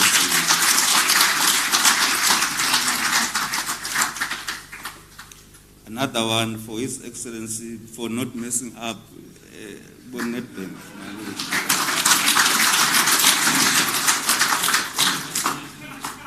Your Excellency, ladies and gentlemen, the document, the economic recovery plan that was launched here, will be made available on the government website, and you can also get it through WhatsApp. At this point in time, to thank all of you for coming and for participating and attending to this very important event. We have now come to the end of the event. Your Excellency, ladies and gentlemen, lunch will be served as we go out. You will get takeaways. Takeaways. Nasiphuma bekunene. Ngicela PS Home Affairs to close this event with a word of prayer. So khona PS.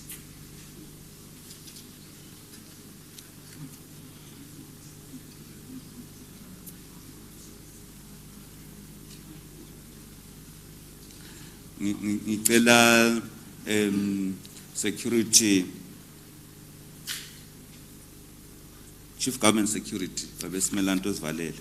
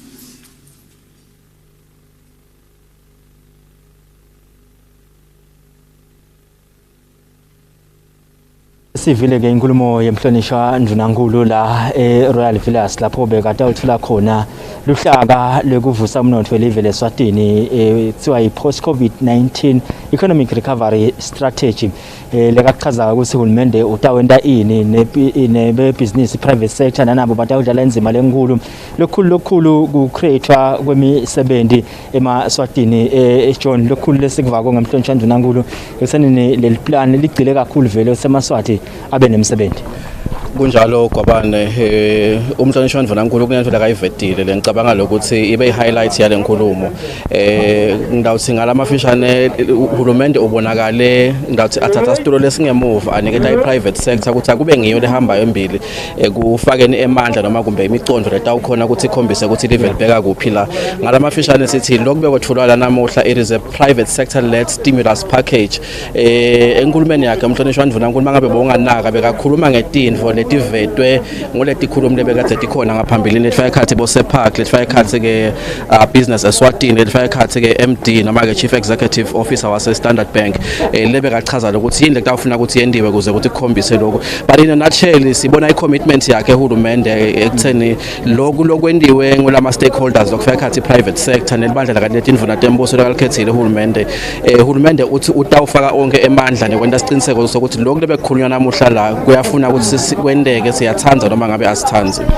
sivane ukuthi kutaba nale delivery unit nje ukuchazile Dr. Sacole ukuthi imisebenzi leminye evele lemihle beyiphakanyiswa ema strategies but bekuthi lebekanaka le implementation how important will this delivery unit be kune element accountability mangasebenzisa igama lesilumbi ngithini njengoba uveta Dr Saqolo wakasepark uvetile lokuthi live la kangwane mangabe bekungathiwa liyaticapha ngendlela elinayo ngema plans on paper la khona la khombisa ukuthi sifuna kwenta ini silive kodwa mangathi uyalandzelela inqumbi lawo ma documents lawo noma lawo ma plans lawo on the documents agcole tinfuli namuhla kuvelekele ukuthi sekufike isikhathi lapho khona konke lokubhalwa phansi kuhlelwe kutawendeka ukuthi kwentiwe ngendlela yokuthi vele sale kuphumelela noma kumbe kwendiwe mangithi kune element accountability kunama structures labekiwe la faka ekhathi kumbe le investment le delivery unit letabika kule investment committee lese parliament noma lese cabinet bese ke nanayo iyokhona kubika kumhlonishwa Ndvulankulu nemhlonishwa Ndvulankulu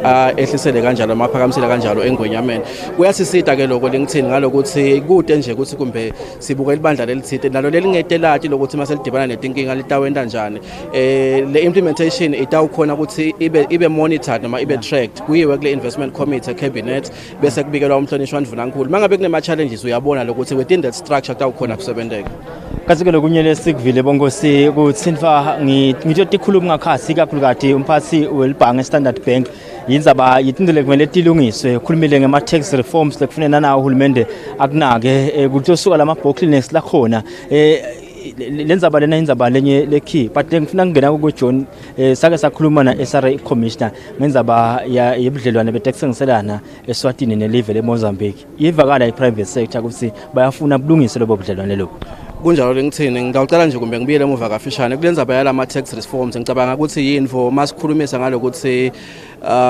lo mgubudla noma leliso noma leliplan lebelekade lethulwa namuhla la lokuvetwa ngile private sector ngilokuthi kuyafuna lokuthi kubukeke lokuthi lendlela kumbe sive noma kumbe labasemabhizinisi ndabathela ngakhona bathela vele ngendlela le bajabulisa ko yinoma kumbe lelandzela ema international standards or best practices masibuka lamanye emave kubekusiwe nje ngekuthi angeke lingithini ibhizinisi lencane ithele ngendlela lefanana nebhizinisi lenkulu ngoba lokho ngilokunye lokubese kumbe kuyawagcinzetela lamabhizinisi lawo kubuya kulombuto wakho webudlelwane lobukhona emkhathisini welive la kangwane la Mozambique ngicabanga ukuthi this is a regional problem lingithini le kutawufuna ukuthi isetshenzwe ngisadak kakhulu ngoba kunendlela kumbe live le Mozambique vele lelithi isolate ngakhona within the trading system within the region kuyal affecta ke nelive la kangwane lokho ngalokuthi emathuba lamanengi lekufuna ukuthi ngabe siyawatfola la qhamuka eMozambique agcina sekawela kubomakhelwane bethu eningizimu Africa but lokuhle ukuthi le strategy noma le recovery plan lekhunyiswa namuhla iyak highlighter lokho lekuniketa ke lelibandla insayalo ukuthi lihambe liyofuna ukuthi yini lokungendiwa ku engage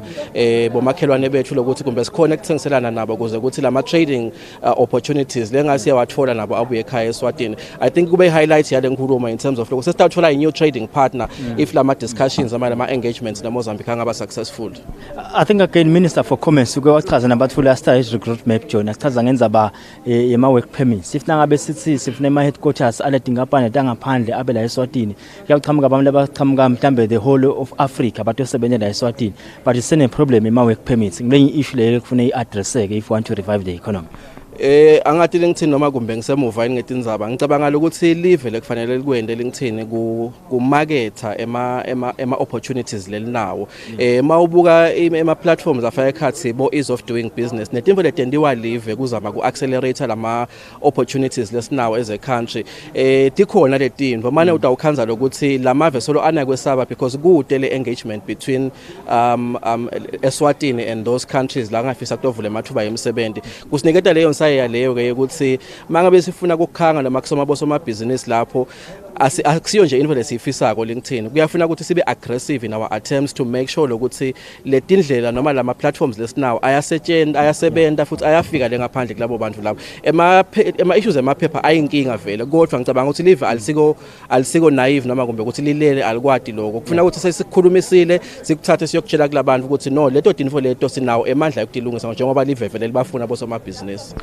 There is what John Perez ngiyamrelegate ke manje ngifuna kuletha umphathi welibhange le Standard Bank babe fakutse ukhulumile ngakhasi ngema enablers letawenda ukuthi leli plan likhona kusebenza bayefakutse sasibonga kakhulu isikhatsi sakho selithuliwe leli plan landunangulu how is your reaction especially as the private sector sijabule kakhulu private sector ukuthi namuhla leli plan lebe solo sisebenza isikhathi lesizwe kangaka ligcine liphumelele ukuthi uhulumende wembube alibusise sijabule kakhulu ngoba siyathi ukuthi litaba nelichaza lelikhulu ukuthi lo mnotho welive ukhona kuphuma kule situation lesikuyo abantu balahlekelwa imisebenzi hlupheka kutawanza kakhulu mangabe singal implement el plan at least mangabe sichubeka nalo siyathi ukuthi singakha imisebenzi lemisha kusemaswati akhona ethola imisebenzi kuswela emakhaya kungabi sezingeni lesetulo kakhulu. Uphindze mntolo watsinza netingoni lekufune uhulumende atinake utsinze lenzaba yema tax reforms watsinza lenzaba yema work permits nitsini ni business sifuna kwendekeni la. So kunzabe ima work permits sithi noma ngabe sifuna kuletha phela bosoma business bangaphandle awukwathi ukuthi ungathumela imali yakho even lebantu bese uthi bukwela ngilabantu balelo live banike nalabantu lothi abato investors i-chance yokuthi bahlale la kule live batokhona kugasa letimali tabo sithi ke kuhulumende asibambisane ngenzabe ama work permits kungabi nje kuthiwe kuthi work permit letfolala ke Eswatini kanzi sifuna abantu bangaphandle sibangene sithi ke kube nendlela ukuthi lokungenani mangabe for every 50 employees that you hire you get one work permit yabo kanjalo so that yes si focus eMaswatini but nalaba bekhamba siyaba accommodate ukuthi bakhona etohlala banakele imali tabo emithelweni ke bosoma business labancane bakhala kakhulu ngendlela umthelo lo sebenta ngayo ngoba bathi sebacharge kuyafana nema corporates lamakhulu sicela ke uhulumende ayibuke naleyo siyathi Minister of Finance vele seyicalile kuyisebenta ukuthi isibambise ukuthi bosoma business labancane bakhone ukuthela ngendlela lelungela le business yabo singaba finance ama business lamakhulu. Ndelo siyabonga kakhulu isikhatsi. Siyabonga kakhulu. Ngumvuselelo faka ukuthi ngumphathi we-Standard Bank uchazile ke ngakhazi vele into lekufune uhulumende atende niyawathi ke emaswati amateksi eSwatini the biggest employer nasingakhulumeni nje kuhulumende private sector bakashukela ikhona inhlangano yashukela sina CEO ke manje Dr. Philip Minister uphinze abe nemsebenzi lomkhulu yokucokelela imali tekulwa nanangumkhuhlane asikuvusele ncike ngosi sibonga kakhulu isikhatsi sakho nani iplan lokuthi sivusa kanjani umnotho sisadibene neCovid. How can you react to the plan? Awu sibonga emakhosi ihlanganipho kweluleka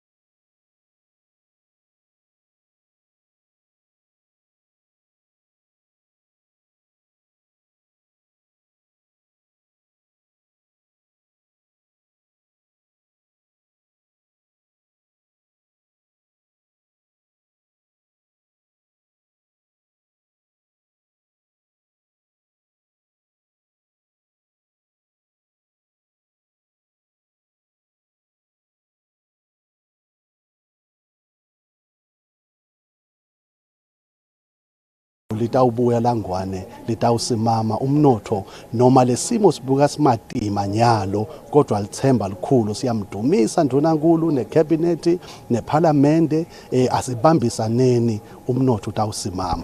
Ngifuna kugcina nje nceke ngalenza ba delivery unit lekhona iyawusisita kanganani ku onke lama projects lawa asasebenza lokuthi ibe khona le unit le. Ngiyajabula ngalokuthi sayibona bayenda eMalaysia kuze umnotho waseMalaysia uguquke ube ngiloku in fact nalapho prime minister ngiyena lebekade abuke lokuguquka kwemnotho eSingapore bakwendile eRwanda bakwendile lokusho ukuthi lokhu la kwendako uhulumende akusiyo nje into labayithatha ehlathini lena itawuphumelela ngalokuthi lo CEO wahulumende lo prime minister emehlo akhe ayibuke ngqo ngingathi nje mina asisungena kulomkhumbi wekucabanga nekuplana nyalo asende siphidze futhi sibe accountable si report on a weekly basis with speed and tenacity. Ngeke ngosiyabonga kakhulu isikhatsi sakho. Siyabonga kakhulu. Ngumfundisi Philip Minister ngumphathi wenhlangano yashukela I'll bring back John Praise sitakhona kuyisonga bongosi bese la eRoyal Villas ndunankulu bekethula luhlaka lwe-economic recovery strategy post COVID-19. John bakashukela nabo banemsebenzi like Dr. Philip saying I think ngaphandle kwahulumende vele ngibola bacasha kakhulu eveni laseSwatini lehlangosi lashukela liyabamba umnotho kakhulu sekukhuluma into sesikhulumile yini lekufuna nyalo sikwende silive kuze ukuthi leli plan leli singasho ukuthi lisivusile simo la basement. Kumbe nje ngidawuthi kafishane lingithini ngivetele eMaswati ngoba kumbe kufuna ukuthi masigoqota lo msebenzi lesiwendako la asale nesithombe lesithide. Lokuvelile kwabane lana ngilokuthi kunetinto letiphathekako lebe kade ethula uhulumende letendekako letikhulumisa ukuthi vele lo mnotho utawuvuka kanjani. Kunema projects la we 30 billion akhona lama projects lawo lamanye amile manje abanjwe ngilomkhuhlane weCovid-19 ngemathuba emabhizinisi nemisebenzi lekufanele ukuthi iqale nalese iqalile leminye yaleti inhlangothi leto. Lata creator emathuba emisebenzi lengu 40,000 lokusho ukuthi imali leta generate in the economy ngole misebenzi lebe yethula namuhla la is worth 30 billion lokuyinto lethokotisako LinkedIn leyo. Bese ke ngiveta ukuthi njengoba ubala bo agriculture nalokunye kulala mathuba emisebenzi lata uvela la kule misebenzi leyo. In the agriculture space for instance kutawuvela emathuba emisebenzi lengu 6,000 kuthi kule mathuba emisebenzi lengu 6,000 leta uvela imali leta circulator within the agriculture space is 5.3 billion emalangeni. Nalamanye ke ema projects latabe solo aqhubeka LinkedIn lokufaka khathi ke ku infrastructure kunemali engu 4 billion letabe circulator khona namathuba emisebenzi la about 2,100 generally njengoba sisho LinkedIn kuhle lokuveta ukuthi kulesikhathi lapho khona besithi siyakhala noma sibone ukuthi kwendeka kanjani live liqhamuka lithi no kukhona lokwendekako. There's going to be 40,000 jobs created, there's going to be 30,000 billion circulating in the economy.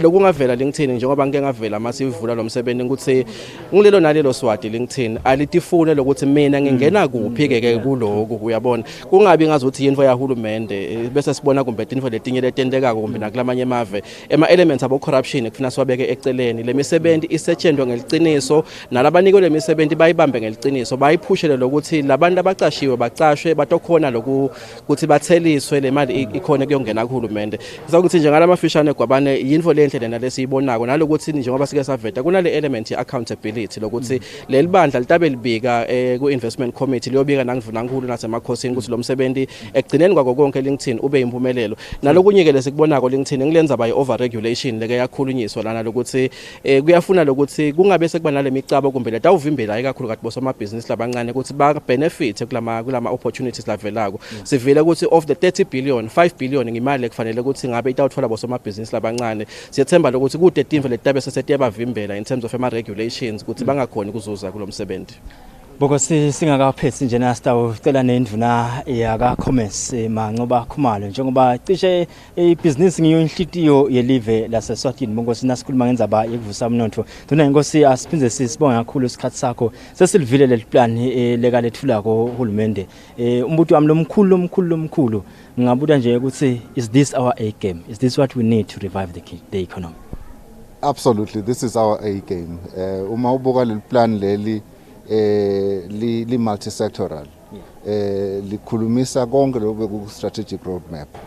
Uma ubuka strategic roadmap lobe bese kuyashoda ukuthi what are the specific projects kenyalo la wenda ukuthi le strategic roadmap sakhe lemisebenzi lesifuna ukuthi siyakhe lenza ba yelive ukuthi liyaphumelela noma cha ivama kumejorishwa ngana kulokuthiwa i-debt to GDP lo shothi tikwelete telive sitiboka sithi ngakanani siphinde siboke ukuthi le live ikhiqida kangakanani thineke silive la kangwane vele lokutawusiphumelelisa ukuthi noma sitithatha letikwelete sikhiqide kakhulu kunaleti kwelete lesitithathako leli plan leli lisitshela ukuthi umkhiqido la kangwane so tawuthatha izinga lesetulu kakhulu kuyasijabulisa lokho lengifuna ukukhuluma ngako kwekugcina ukuthi ngifuna nkulu umemetele ukuthi kutaba ne delivery unit le delivery unit ke yi-team letawuholwa nguminister waka-commerce kepha le team itabe isebenta nebantu ba-private sector kanye futhi na-secretary to cabinet lo yena atawubuka lama projects ahulumende asebenzisana nabo PS kutabana nathi Dlamini abuke labo somabhizinisi labasebatawenza ema-projects ukuthi bayawenda yini utabasebenzisana nabaka-IPA nalelinye libandla lesitali announce masinyane bese sekuphinze kuba na Makethula Idladla hayi ke minister kepha lo Makethula Idladla lo vice secretary wase Firstbig yena utawubuka ukuthi bosoma business labancane nema SMEs bayakhona yini ukuthola lo 5 billion lesite mase kwenteka lama projects sifuna kwenta siqiniseke ukuthi nabo baya participate kule economy nensha iya participate kule economy bese ke kuba na babesithofeni Gininza yena ke utawubuka le kulesithi ngema enablers le timfo labathi bosomabhizinisi uma ningasilungisela lokhu nisilungisele lokhu nisilungisele lokhu sitaw invest leli plan leli li such that njalo ngenyanga le delivery unit tawupota ku investment committee I-committee yabo minister le nayo iholwa nguminister wa commerce ibukelo ukuthi labo somabhizinisi labasibafuna ku-invest siyabasida yini letinkinga tabo labatibikako siyatisombulula yini mangabe kuyasehlula bese siyahamba siyobeka kuNdunankulu na cabinet njalo ngenyanga so ke lengukomita ko esiveni ukuthi le update lesitabo inika I-cabinet njalo ngenyanga sitabe sesiyabuya esiveni mine ndabe sengiyabuya esiveni kusho lokukula kuze kwekuthi makuphela 24 months sive sisibute ukuthi lokhu lenathi ntakwenda niyakwenda yini ngiloko ke lekuhlukile ngoba kadzeni amaplan besikhuluma ngawo ukhanze kwekuthi mase implementwa bese sekuba inkungu ukuthi ngibani loqhubha lo msebenzi ngubani lo wendile ngibani lo ngakendi yini lebambile lokho ke kuyangijabulisa kakhulu so this is definitely our A game. Zina ngosi yasibonga kakhulu isikhathi sakho Minister. Indvuna yakakhomme sibongosi niketa emaswati isiqiniseko sekuthi bayohlale bawabikela emaswati ngako konke lokwentekako eveni. Sina Dr. Sacolo ke manje lo buke bona libandla la kaSepark lenalo lidlalela inzima lenkulu kuze sifike la sikhona khona. Dr. Ekhaya mfangati kuthe ukuthi ngoba benikhona nenhlitiyo yananda yatinhlelo tonke letendeke yini lebekubukwa sibonile lama projects lobawabala itinhlangothi netitsite yini lebekubukwa kuze kuthi sifike kule ma sectors nanga lenifike wakhuluma ngawo nawo sidlana kunemali lengaka kunemisebenzi lengaka. Yes, ngiyabonga presenter libe sikubuka kakhulu bekubuka lama sectors la ngibona angakhona kufula umnotho lama sectors lawo besavele asa identifyiwe ku strategic roadmap agriculture manufacturing but lokukhulu besikubuka ukuthi emaswati lamaningi kuyadzinga ukuthi a benefit kuleli plan so besibuka ukuthi kune youth lethatha i-portion lenkulu ye-population kunema SMEs bosomabhizinisi labancane nabo labathatha i-section lenkulu yemabhizinisi eSwatini so bekungeke kuze kulisite live ukuthi nasenta lamabhizinisi a-benefit lidlanzana anga-benefit emaswati lamaningi so sithina sibuka nje ukuthi kulama sectors lawa la ngibona angafukula umnotho nokuthi sibuke into abo food security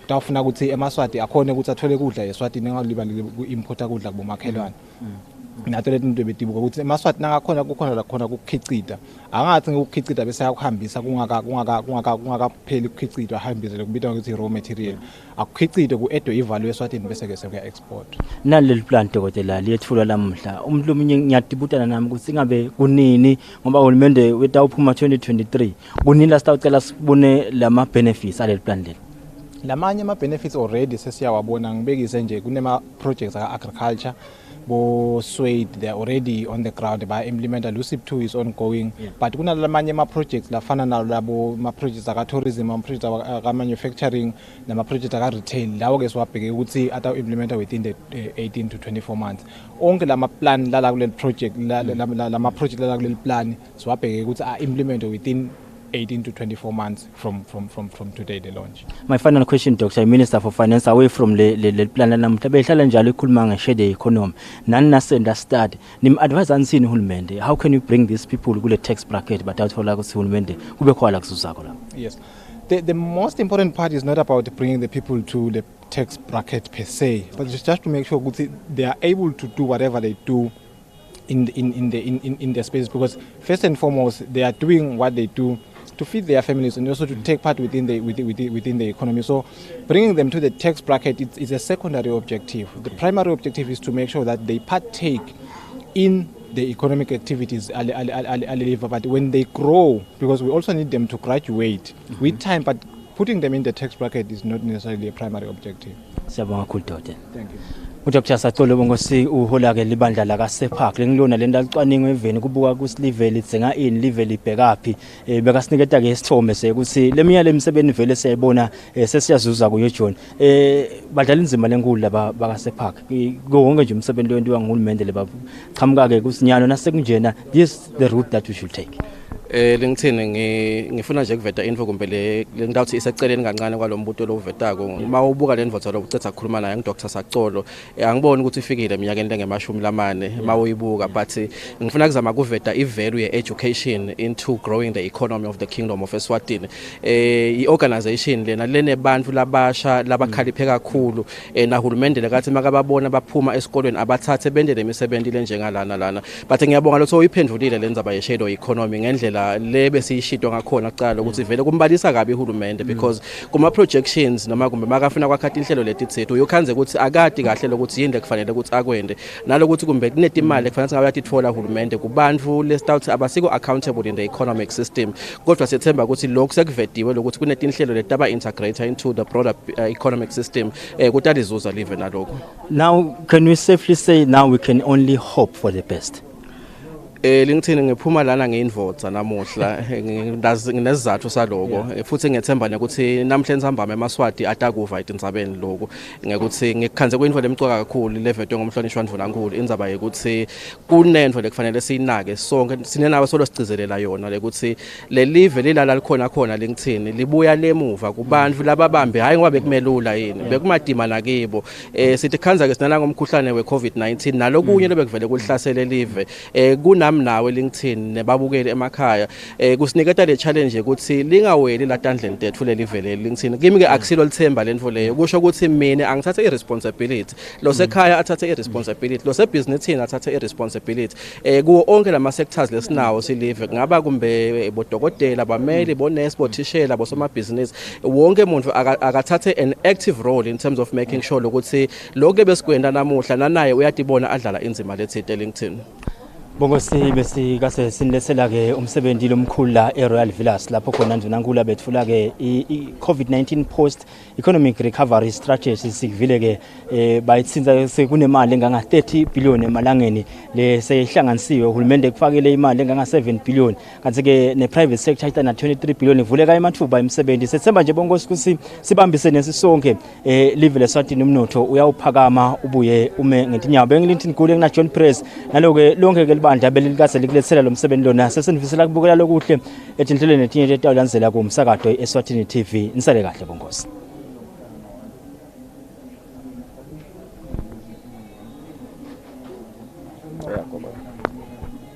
Shaya yona. Yeah.